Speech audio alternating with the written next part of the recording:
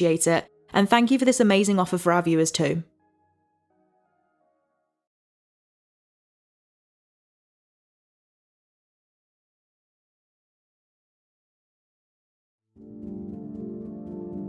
Grove City, Ohio. Once a big farming community, Grove City is the perfect place for locals and tourists, anyone that loves the great outdoors, lots of history and culture. There is many a state park nearby, and people have the chance to do everything from hiking and kayaking to playing in paintballing parks and pumpkin picking.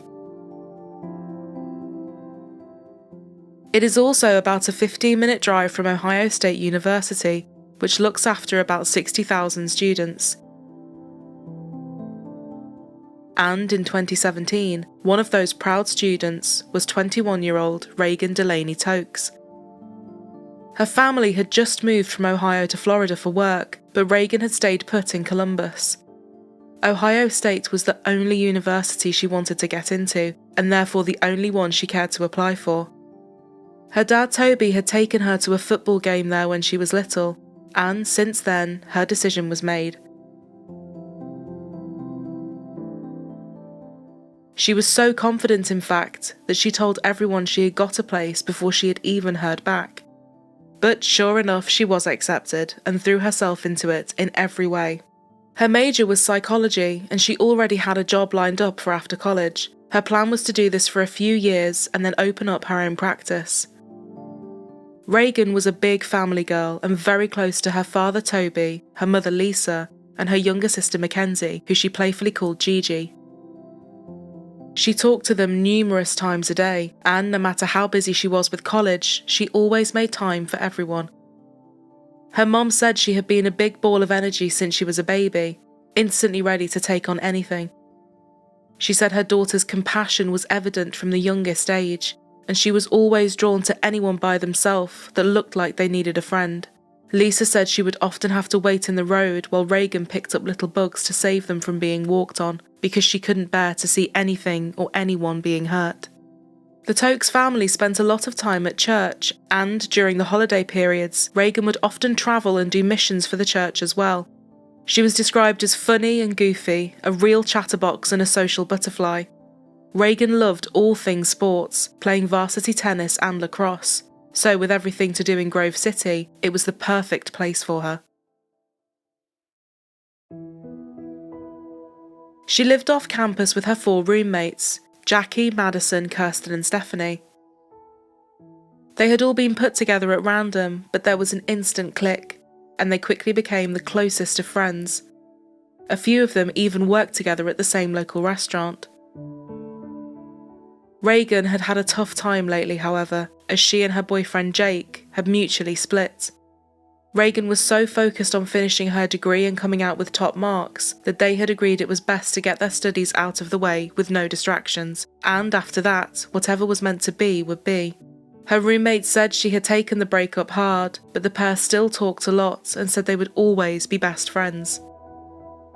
As she was now coming to the end of her final year, she posted on social media about her father buying her a nice frame for her diploma, and it was clearly an emotional time for her. In February 2017, she was just a few months away from graduating, busier than ever trying to get everything ticked off. On the evening of February the 8th, Reagan left her apartment to head to a shift at Bodega Bar and Restaurant.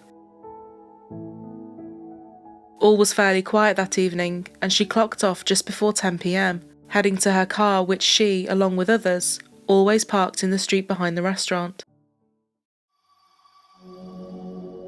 Reagan always messaged everyone to tell them she had made it back home. Everyone was 1,000 miles away from her, and she never wanted anyone to worry. But this evening, no messages came in, despite the fact she had been texting her dad only an hour before she left. Her sister Mackenzie messaged her at 10:30 p.m. The message was delivered, but there was no reply. Over the next 4 hours, Toby called and texted her repeatedly, but her phone just rang and rang. At around 2 a.m, the rings stopped, and it seemed that her battery had died.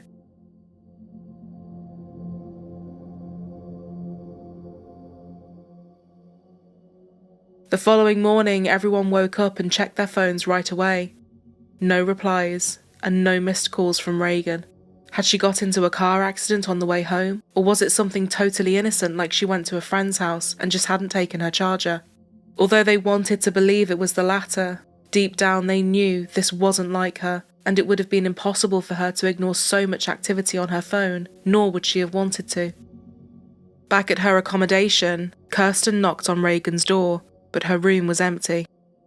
Her bed was neatly made and her school bag was on the side. Jackie, Madison and Stephanie hadn't heard her come home either, and a feeling of unease began to set in with them as well. They started posting to social media and ringing around other classmates. Lisa called the university and they confirmed that Reagan hadn't turned up to her morning class. It was now all too much, so she hung up and called the police. But whoever she spoke to said she was unable to file a missing persons report, as she wasn't the last person to have seen her. The last person or people would have been those at Bodega, so Reagan's roommates went back there. Her manager said she had definitely been and left that night, and although her car was not parked outside, there was evidence that she had left in it. He wasted no time and successfully managed to file the missing persons report. So we had a employee leave work last night, and she has not been home. Her phone is off. Nobody can find her because she hasn't been home at all either. Her mom's been calling, looking for her. We can't find her car around work. As everybody was still searching, at about noon, dispatchers got a call from a distressed member of the public. Hello, 911. Yeah, I think there's a body out here. I don't know if this is a fake or what. Please send somebody. Hurry. This is really freaking awful. Please hurry, send somebody. Okay, stay right there, sir.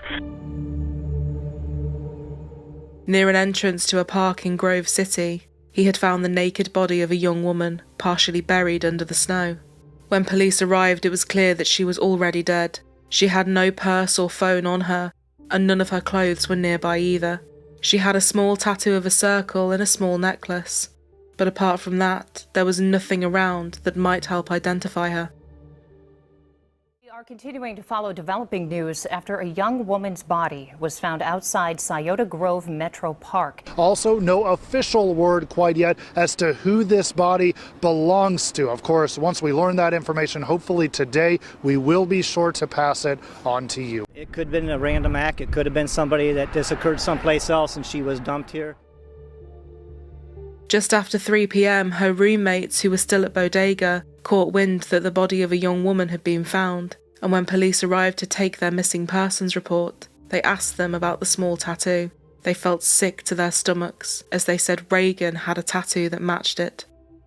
And we are also following a case from OSU where a female student has been reported missing. According to the university's statement, they are aware of the missing persons report and direct any questions to Columbus police. And a few hours later, the news that everyone had been trying to avoid thinking about would soon be confirmed. They had found the body of Reagan Tokes. A missing persons case in Columbus is now a murder investigation. Police have confirmed the body found yesterday in a Grove City park is an OSU student. 21-year-old Reagan Tokes was last seen Wednesday night leaving a bar in the Short North where she worked. And tonight, we have team coverage with reaction from OSU students and employees who work in the Short North. The Columbus Police Missing Persons report says that according to a Bodega employee, Tokes usually has a bartender walk her to her car, but didn't when she left Wednesday night. Thursday afternoon, Tokes' body was spotted by a motorist at Scioto Grove Metro Park in Grove City. Investigators are now trying to fill in the timeline and identify a suspect. Did she make it to her car? Niall Woodson says it would be potentially easy for something to go unseen on those streets behind Bodega. There's one light here on the block which, keeps this area bright, but the whole next block is very dark. It's very dark. There's not a street light for another block down. So did something happen here or somewhere else? Was her killer someone she knew or a total stranger? If investigators know the answers, they're not saying. Tokes' roommates did tell police she was recently depressed over a breakup with her ex-boyfriend, but they stated to their knowledge it was a mutual breakup. An autopsy confirmed that she had been raped and shot in the back of the head and in the side of her face, the bullets still lodged in her head. Experts could tell she had been shot from behind, and it was almost a close-range execution-style killing. Police said it was unclear as to whether she was shot where she was found, or if she was killed elsewhere and moved, as they couldn't find any shell casings. Word was travelling so fast, the police couldn't keep a lid on things. This resulted in Reagan's sister Mackenzie learning of her sister's death via an Instagram post. Lisa said her daughter had no enemies, and there was no one she could think of that would have wanted to hurt her, let alone do something like this. But in Ohio, there was something else at the back of everyone's minds, something that had been plaguing the community for a while. In the previous weeks, the area had been hit with a string of attacks and burglaries, each one more frightening than the last.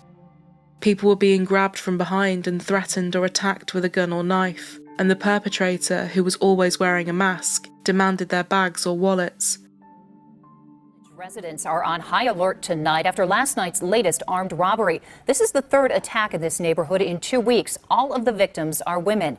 NBC4's Tyler Carter is live from German Village tonight, where residents have called a safety meeting. Tyler? Yes, Ellie, since that last attack last night, the German Village Society called a meeting with Columbus Police, and residents is going on right now in their headquarters. They want to know exactly what is going on in this neighborhood, and residents I spoke with say they are not taking these attacks lightly. I heard someone yell help, and so I ran outside, and half of the neighbors were already out here. Last night, just before 10 o'clock, a woman who lives in this German Village neighborhood on Mohawk and Frankfurt Street was robbed by gunpoint and attacked. Columbus police say the woman was getting things out of the trunk of her car when a man walked up behind her and demanded she give him her purse. Police didn't know who the person was or if the attacks were connected, but was it possible that Reagan being killed was linked to these? One woman who was subjected to one of these attacks said the minute she heard what had happened to Reagan, she felt in her gut that it was all connected, believing that the man who had attacked her would absolutely have killed her if he had the chance. But investigators had little to go on with these leads, and the interviews had to start with those closest to her, including her ex-boyfriend, Jake. He was instantly put on the police's radar, as not only had they just broken up, he had posted to Instagram about her death, and detectives said something about the post gave them a strange feeling. When was the last time you talked to her? Probably a week and a half ago. Is that normal? Well, not usually. I talk to her every day, but we were breaking up, kind of. It was just we didn't have enough time really for each other. We had to focus on school. She even said it in one of the texts. I mean, I'm one of her best friends. Okay, Jake, let me ask you this. Don't take this the wrong way. Okay. Why in the world would you write out that you're in a better place? Well, can I see what I am? I was talking to her like she, I don't know, like she's in heaven. You just don't hear very often, better place when somebody was living a good life. Well, no, I know, but if I were to go today, I would know that I would go somewhere better. That's just what I believe, so. You said you posted on Instagram? Yes, sir. But Reagan's roommate said there was absolutely no way he could have been involved. He adored her, and the couple had never even argued. Jake was devastated about it all and was just trying to process things in the best way he could. There was really nothing to look into as far as his post went. It was just a tribute from someone who had lost someone very close to him. His alibi checked out, and the police moved on with their investigations. The camera inside Bodega could only capture a little bit of her leaving, but it didn't seem that anyone was watching or following her. Using license plate technology, detectives were finally able to locate Reagan's car. It had been parked up on a residential street not too far away. There had clearly been an attempt made to set fire to it, with cigarette burns throughout and the smell of gasoline inside. But this hadn't worked, and officers were able to collect several items. Some cigarette butts, a gas canister and a few ATM receipts were taken in for testing and analysis. The ATM receipts showed that several attempts had been made to withdraw large sums of money, but these had been declined. One successful withdrawal was made, which was for $60. As they waited to have more information from the banks, the community was grappling with what had happened. A lot of students were now worried about walking to and from campus by themselves, wondering if they could be next, and the university and police had little to say to comfort or reassure them. News of Reagan's death, people who work in the service industry in the Short North say they're worried about their own safety. NBC4's Olivia Fecta was live in the Short North tonight and spoke to some of those employees. Olivia. Mark, a longtime bartender at Martini's, which is another restaurant and bar here in the Short North, says that the people who work in the service industry here in the Short North are very close-knit. So, of course, they were devastated to hear the news that one of their own who worked here at Bodegas was missing and then was found dead. I talked to that woman earlier today, and she, again, is a bartender a long time. She says while she usually uses public transportation to get to her job, a lot of servers and bartenders who work around here do drive to work, and some of them have to drive and park far away from their workplaces. I mean, parking is an issue down there, and is a safety issue because, like, a lot of these places are not lit, you know, where we're parking. A lot of these public parking areas are not full of lights, you know, and so it can be a safety issue for us. She by no means deserved any amount of harm, you know, sent her away. So, yeah, anybody with information, yeah, please come forward because, you know, we need to get justice for Reagan. You know, one of those people that you meet and you don't forget. There's been a lot of hugs, a lot of crying, and it's sad, but, you know, this really puts in perspective how close we all really are with each other. She was a loving, awesome, amazing person. I know she was studying at OSU, and she had a great personality, super warm and welcoming. I'm like, this can't happen here. I haven't slept all night. I'm serious. I mean, that's all I've been thinking about. It's all night long. Reagan Tokes' missing car was found on Oakwood Avenue on Columbus's east side. The Ohio Bureau of Criminal Investigation is assisting Grove City Police with this investigation, and they're asking the public for help in the search for clues. Anyone with information can call the Ohio BCI tip line. Jake organised a fundraiser for the Tokes family with the hopes that it would one day go towards setting up a scholarship in Reagan's name. She loved her university and had been so ready and excited to graduate, and he knew she would want to give something back to another student. It soon raised almost $100,000. 48 hours after Reagan's body was found, detectives had their first solid lead. CCTV linked to the ATM receipts showed that it was Reagan withdrawing and attempting to withdraw the money at those times. And although they couldn't see who was in the car with her, they were confident that someone was in there, and they were likely forcing her to do it. It wasn't long before the officers got a hit on the DNA on the cigarette butts, and they were shocked that it was so fast. But it was because it would come back to somebody already in the police's system. Someone with a lot of past convictions, a 29-year-old called Brian Lee Goldsby, and he had only been out of prison for a few months. He was known to police in many different areas, and the more they looked into Brian's history, the more frightening it all became. He had been committing crimes since he was a child, and was now a convicted Tier 3 sex offender. According to a juvenile sex offender assessment filed by the Ohio Department of Youth Services, he had raped 5-year-old girls and 6-year-old boys as an adolescent. His crimes had continued, and in 2011, he had abducted a woman who was 8 months pregnant at the time, along with her 2-year-old son, holding them at knife point. He had sexually assaulted her in front of her child and forced her to drive to different ATMs to take out money. He then made her drive to her house where he assaulted her again, forced her to wash herself and brush her teeth to get rid of any DNA, and stole some things before fleeing. There was enough evidence from inside the car, however, to send him to trial, but the victim was so traumatised she couldn't face testifying, so Brian took a plea deal. He went from being charged with 2 armed robberies, rape and kidnapping, to pleading guilty to robbery and attempted rape. He got 6 years in prison, but was released several months early.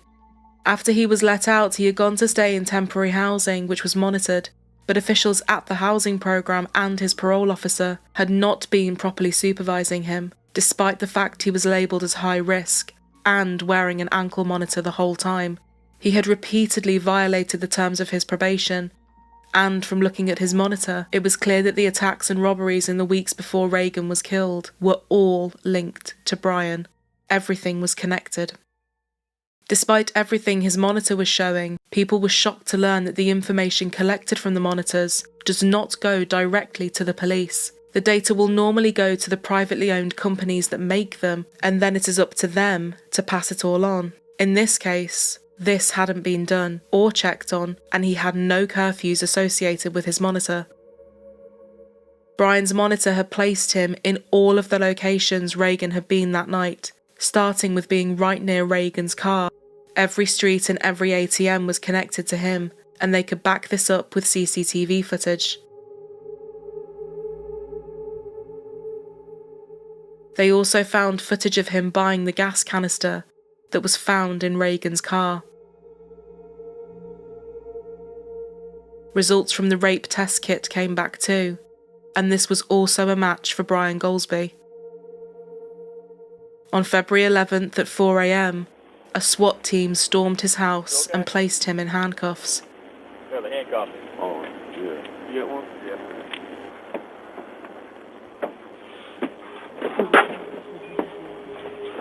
You got on you real quick.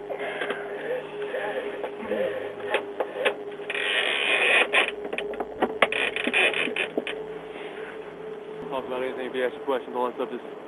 Just tell him Nick's gonna talk to him, and that's all. That's the only answer to give him. Yep. Works for me.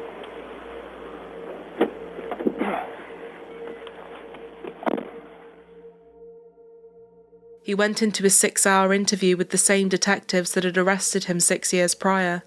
Brian seemed upset and said he had nothing to do with Reagan's death or sexual assault. He did admit that he had been in her car, however, but he said that the only thing he was interested in was robbing her. He said he had forced his way into her car and made her drive to various cash points, and later the park, where he told her to strip down, turn around, and wait 30 minutes before she left.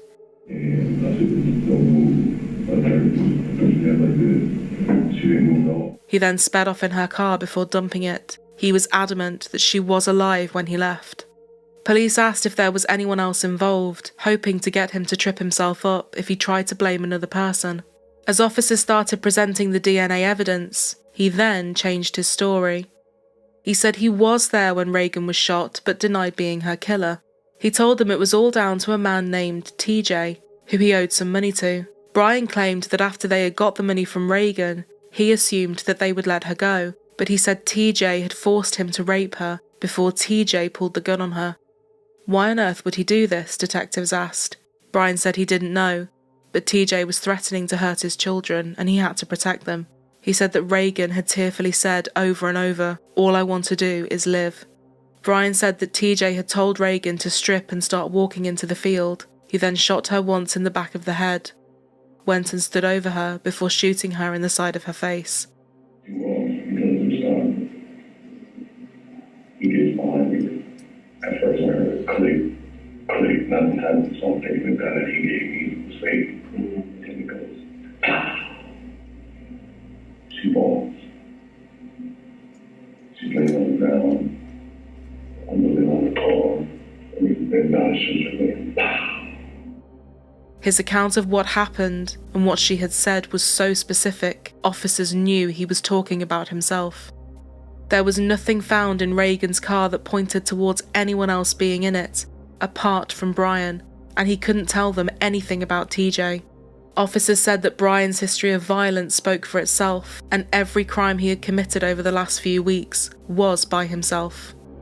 It was a totally convoluted story, but they played along hoping he would tell them more. He let them know where Reagan's clothes were hidden, where the gun and shell casings had been thrown, and where her phone was. Lieutenant Brian Davidson, who was conducting the interviews, said his eyes were pure evil. There was just nothing there. 29-year-old Brian Goldsby was charged with the aggravated murder, rape, aggravated robbery, and the kidnapping of Reagan Tokes. Reagan Tokes. She was a fourth year in psychology here at Ohio State. The announcement was made on the Grove City Police Department Facebook page on Saturday morning. Brian Lee Goldsby has been arrested and charged with aggravated murder, aggravated kidnapping, and aggravated robbery. Goldsby has previously served time in prison for 1 count of robbery and 1 count of attempted rape. Police say they believe there may be a connection between Goldsby and recent attacks around the German Village area. And now our thoughts are with Tokes' family and her friends today as they begin to start their healing process. Despite his denials, he went on to make 2 calls in his jail, one to his girlfriend and one to a friend, confessing everything. "I did it. I killed that girl for money," he said. The police's timeline of events that evening was now almost complete. At 9:45 p.m, as Reagan was leaving her shift, Brian forced her into her own car and demanded that she drive to an ATM. At 2 minutes past 10, Reagan drove to a Chase bank, where she attempted to withdraw $500 for Brian, but this was declined. About 10 minutes later, the pair were at Huntington Park, and CCTV showed Reagan again, trying to withdraw the money. This transaction was also declined. Between 10:18 p.m. and 10:30 p.m, Brian forced Reagan to park in a dark alley, where he raped her. After this, he got her to go back to the first bank so she could withdraw $60. Between 11:12 and 11:41, footage from the gas station picked up the pair in the car again. Sometime between midnight and 1 a.m, they drove to Scioto Grove Metro Park. He forced her to take off her clothes and start walking into the dark field as she begged for her life. He then shot her twice in the head before using her car to get away. He drove to his girlfriend's home and at about 1:45 a.m, they went to McDonald's together, likely to give himself an alibi.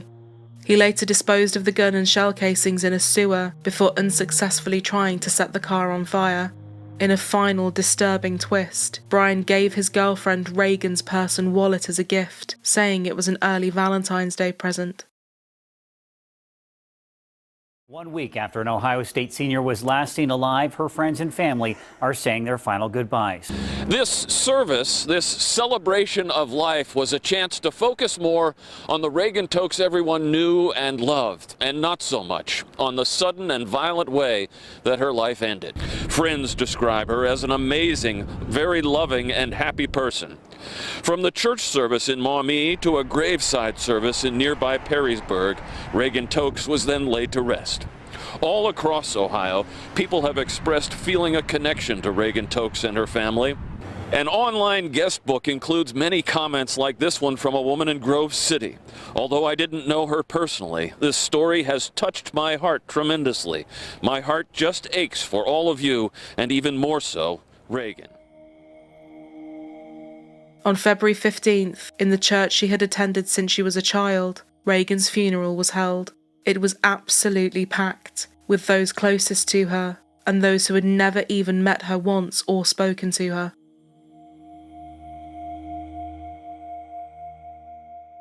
Brian arrived in court to hear the charges read out. Toby stood watching him through the glass. He said he was so angry, emotional and shaky, he was surprised he didn't have a heart attack that day. Toby said as everything started to come out about his past, it was as confusing that he had got away with so much as it was shocking. They had a monster in their grasp, in their control, and they let him slip, he said. The man accused of the rape and murder of OSU student Reagan Tokes pleaded not guilty. Despite his confessions and all the evidence, Brian still entered a plea of not guilty, and trial prep got underway. 3 months after she was killed, the day she had been working so hard for finally came around, and it was a somber and bittersweet moment for the students and university. Graduation day. We will also never forget the classmates who were taken from us too soon, who helped us shape our hearts and minds. And the degree Bachelor of Arts upon Reagan Delaney Tokes. Reagan's family stood in her place and accepted her degree posthumously. The emotion could be felt as everyone gave her a standing ovation. Her family's statement read, "Reagan wanted to be a Buckeye ever since she was a little girl. Today her dream became a reality as she was awarded a diploma from the Ohio State University. As her parents and family, we are so proud of her and her accomplishment. The opportunity for a college education is a gift. Along with this gift, one must also have desire, dedication, discipline, and determination. Reagan had all of this and then some, and so did all the other students today who received their diploma. We congratulate them on their achievement and ask that they take their gift and use it to make a difference in this world, make it a better place as Reagan wanted to do, but now isn't able to do so physically."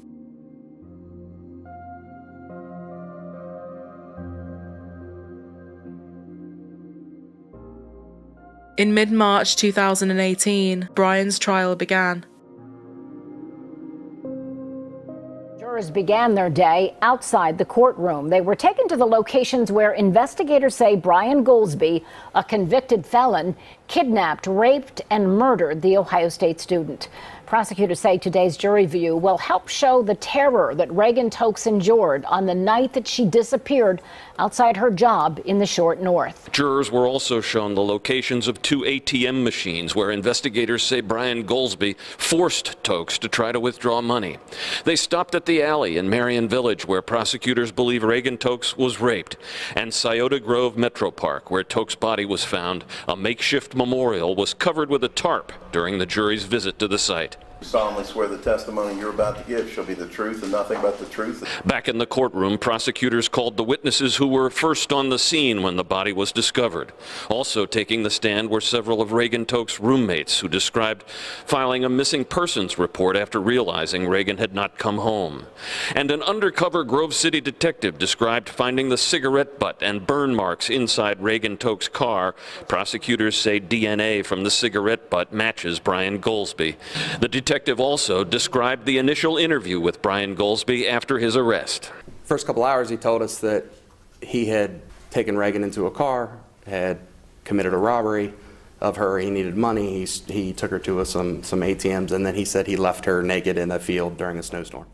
His legal team were up against it, given all the evidence. It was clearly a very strong case in more ways than one. So they were hoping at the very least to steer the jury away from the potential of the death penalty. He had confessed, so it wasn't really a case of proving his innocence. It was more a case of saving his life. They leaned on his childhood, saying he had an abusive mother and addiction issues. They also claimed he was raped himself as a child, although the prosecution said his stories were inconsistent. His lawyer said that the DNA that was found inside Reagan and on the cigarette butts was unreliable, as it was linked to a DNA profile of Brian from a previous crime in 2010. She also said that Brian wasn't smart enough to purposely plan such an awful crime, saying, "I submit to you that if Mr. Goolsby didn't want to get caught, then perhaps he should have not worn the GPS bracelet. Not only that, he charged it. He didn't want to let the battery die." But the prosecution said his level of intelligence was irrelevant and it changed nothing. He went out to hunt that night and he found Reagan Tokes. There's no mystery here, they said. We can track him at 9:45 p.m. at the precise place where she parked her car, and at gunpoint was forced into the car by him.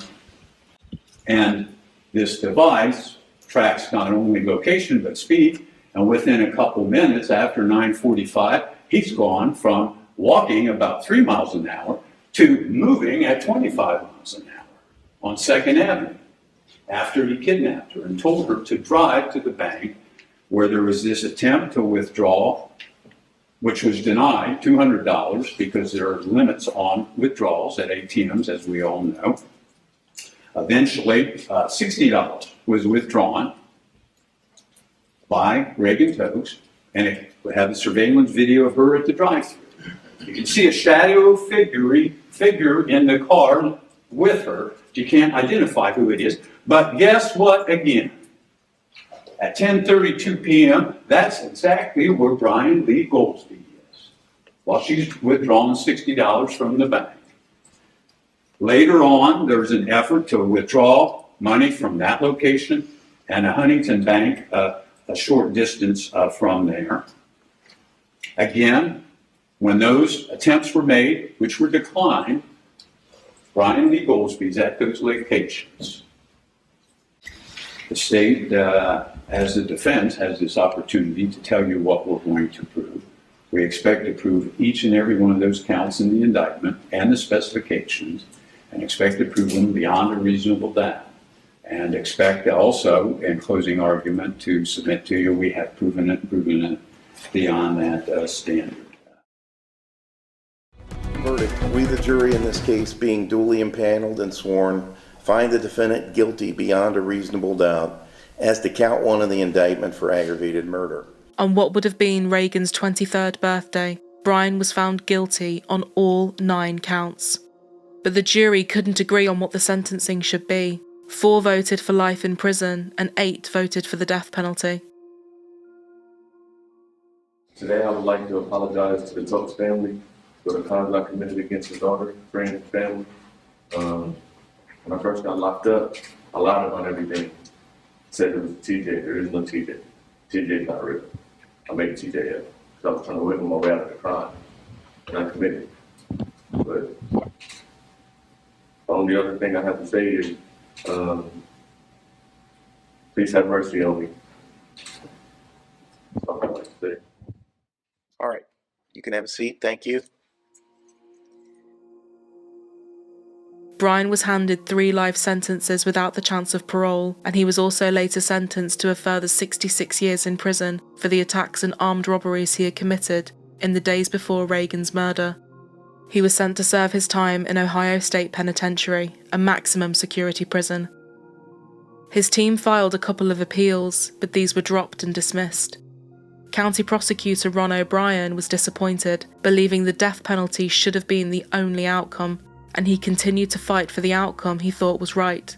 In 2018, he filed a 53-page motion requesting a cross-appeal. This was based on instructions that the judge had given the jury, which meant they could consider mitigating factors presented by the defence that had in fact never happened. I think once the jury incorrectly hears that, then I think that that the state has proven that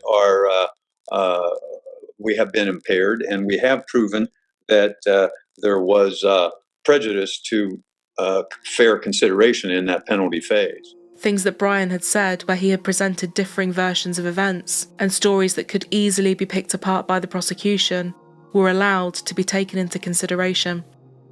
Finally, in April 2019, Ohio's 10th District Court of Appeals granted the state's authority to appeal, but the court ruled that the judge's instructions had been correct and proper. He filed another appeal, but to his disappointment, the Ohio Supreme Court would eventually dismiss the appeal completely. Ron said he was trying to stay positive, adding, "The good news is that he will die in prison." After everything came out about the failings of the system, Reagan's family vowed to change it. "The system is flawed and changes need and will happen as a result of this senseless tragedy. We will work our entire lives if necessary to make this happen," they said. And that they did. In 2018, they settled a lawsuit with the company that was housing and supposed to be supervising Brian. And in 2019, the Reagan Tokes law came into effect, with the Ohio State Supreme Court ruling the law constitutional several years later. What had come to happen as a result of him not being properly monitored, checked on, or recalled to prison when he should have been, had prompted a much-needed change in the law and how criminals are handled. The Reagan Tokes Act allows courts to impose an indefinite sentence with a minimum and maximum prison term for first and second degree felonies when a life sentence is not possible. While Brian was incarcerated, he had committed 52 different violations and, as a result, was moved to 5 different prisons. But under Ohio law, this could make no difference to his sentence. In fact, he was released 6 months early. Under the new change, the Ohio Department of Rehabilitation and Correction can now change an inmate's incarceration up to the maximum sentence imposed by the court for committing crimes in prison or breaking rules. It would also hopefully alter how prisoners are monitored and housed after they are released, and this would include a change in the use of ankle monitors. From Jake's fundraiser and many donations, the Reagan Delaney Tokes Memorial Foundation Scholarship was set up. It allows 2 Ohio State students per year, tuition and accommodation. Self-defense classes were also offered around the area in Reagan's name too. The workout is a series of fighting skills and self-defense moves, 1 minute on a fighting skill, 1 minute on an explosive strength movement. A space at Scioto Grove Metro Park was created to remember the 21-year-old, and it was called the Tranquility Garden. I used to have this crushing sensation where I almost couldn't breathe when we would pull in, and I don't feel that any longer. Obviously, for us, you know, the pain and the tragedy never goes away, and we carry that with us every day, but we need to keep moving forward, and there is still a amazing, beautiful world out there, and we have to learn how to move forward, and we carry her with us in our hearts every day, and that will never change. Her family's hope was that the area could become a place of peace, instead of associating it with the awful things that had happened that morning. There's a water feature which represents her astrological sign. Her favourite colour blue can be found all around it, and there is plenty of wildlife and nature, which Reagan loved. There are also 5 buckeye trees as a nod to her time as a student at Ohio State, which was quite simply her favourite place to be. Her ex-boyfriend Jake has not spoken out much since Reagan died, but he did talk about their first date, which sums up her character perfectly. We went apple picking and she saw this perfect apple at the top of one of the trees, and she just had to have it. The problem was neither of us could reach it. So I had the bright idea of putting her on my shoulders, but before I could even see why she needed this apple so bad, she proceeded to shove it in my mouth and make me take a huge bite out of it. I didn't know why she did that until she later told me she wanted to find the biggest, most red apple and give it to me so I could enjoy it. That was the type of girl she was, always thinking about others before herself. And when I say always, I truly mean that. From the moment I met her up until the last time I spoke with her, she was always making me a better person. I will always love her. She was my best friend and always will be. The last couple of hours of Reagan's life must have been so harrowing it does not bear thinking about. Her tearful pleas to be allowed to live, standing alone in a cold, dark field. Everyone had the same things to say about Reagan Tokes, and they were nothing but good. Deeply compassionate and kind, always seeing the best in everyone and everything, and someone whose potential to achieve and help so many was limitless. Her mother Lisa said it best: "Love will always overcome everything."